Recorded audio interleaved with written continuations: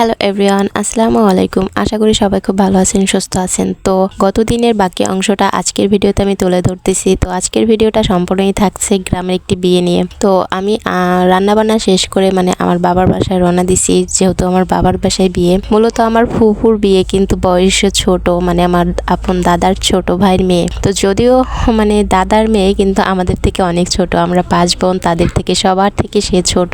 তো খুবই অল্প বয়সের কি তার বিয়ে ঠিক হয়েছে। তো আমরা যেহেতু যেয়ে থাকতে পারবো না, আর আমার শ্বশুরবাড়ি থেকে আমার বাবার বাড়ি যেতে ভ্যানে উঠলেই হয়ে যায় যাওয়া, হয়তো 10 থেকে 15 টাকার ভাড়া, কিন্তু যখন একা যাই তখন আর কি 20 টাকা 30 টাকা এরকম দিতে হয়। খুবই বিরক্তকর, কম টাকা নিতে চায় না। তো যাই হোক, এখানে চলে আসার পরে দেখি যে আমাদের 2 বাড়ির মাঝখানে পানিতে ভরপুর। সেখানে একটা সাঁকো দেওয়া হয়েছে, বাঁশ একটা বাড়ি দিয়ে একটা ব্রিজ করা হয়েছে।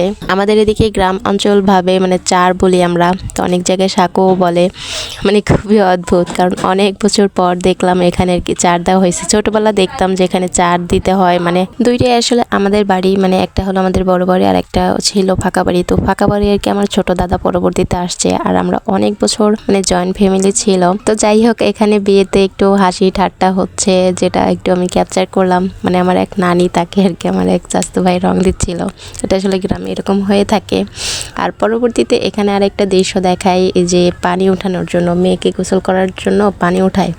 যদিও এই রিচুয়ালটা আমাদের সমাজে আছে এখনো, কিন্তু সত্যি কথা বলতে আমাদের বোনদের কারোর বিয়েতে এরকম রিচুয়াল পালন করা হয় নাই। না, আমার বিয়েতে তো নাই, আমাদের ছোট বোনদেরও হয় নাই, হয়েছে টুকটাক গায়ে হলুদ। আর এদিকে মেয়েকে দিয়ে দেওয়ার জন্য কিছু পাতিল কেনা হয়েছে, যেগুলো আর কি আসলে দেয় আমাদের এদিকে এখন ট্রেডিশনটা হয়ে গেছে। তো তার জন্য আর কি মেয়ের আর ছেলের পক্ষের ছেলের নাম আর কি লিখে দেওয়া হয়েছিল প্লাস দিয়ে। আর এই তো দেখেন পরবর্তীতে পানি উঠানোর যে কি অদ্ভুত নিয়ম। যাই হোক, ছোটোবেলা থেকে দেখে আসতেছি এগুলা, কিন্তু আসলে আমাদের সময় এগুলো আসলে পালন করা হয় নাই। তাও খুব ভালো হয়েছে, কারণ এগুলো আসলে আমাদের পছন্দ না। তো যাই হোক, এখানে খুব ঠান্ডা ঠান্ডা বাতাস ছিল, আর বৃষ্টির একটা সুন্দর মুহূর্ত ছিল।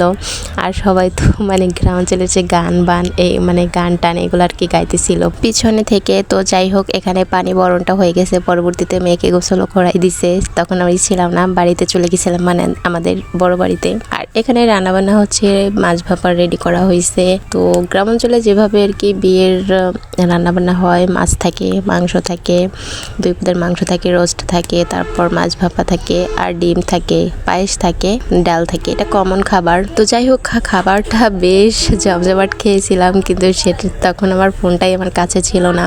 খুব ভিআইপি ভাবে খাবারটা খাইছিলাম। আর এই তো যাই হোক, আমরা পরবর্তীতে রেডি হয়ে চলে গেছিলাম। আর অনেকদিন পরে বিয়েতে আর কি একটা সুতির ড্রেস পরছি। আমি অনেক দিনই ধরে যে কোনো বিয়ে পরলেই টিস্যু বা জর্জেট টাইপের 3 পিস পরতাম, একটু জাঁকজমকের জন্য।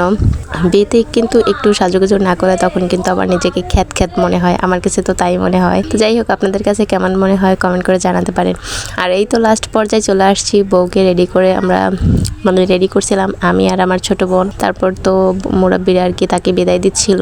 তো আজকের বিয়ের মুহূর্তটা খুবই ভালো ছিল, কারণ সবাই আমরা আত্মীয় স্বজন সবাই খুব একভাবে এক হয়েছিলাম। আর এই আমার এই দাদাটা অনেক কিছুদিন আগে মারা গেছে, যার জন্য সবাই খুব এনজয় করে আর কি মেয়েটাকে বিদায় দিছে। তো যাই হোক, আজকে আমার এই বিয়ের ব্লগটি আপনাদের কাছে কেমন লাগলো কমেন্ট করে জানাতে পারেন। আর ভালো লাগলে লাইক কমেন্ট করে পাশে থাকতে পারেন। আর পরবর্তী ভিডিওটি দেখার জন্য চ্যানেলটি সাবস্ক্রাইব করে দিতে পারেন। আল্লাহ হাফেজ।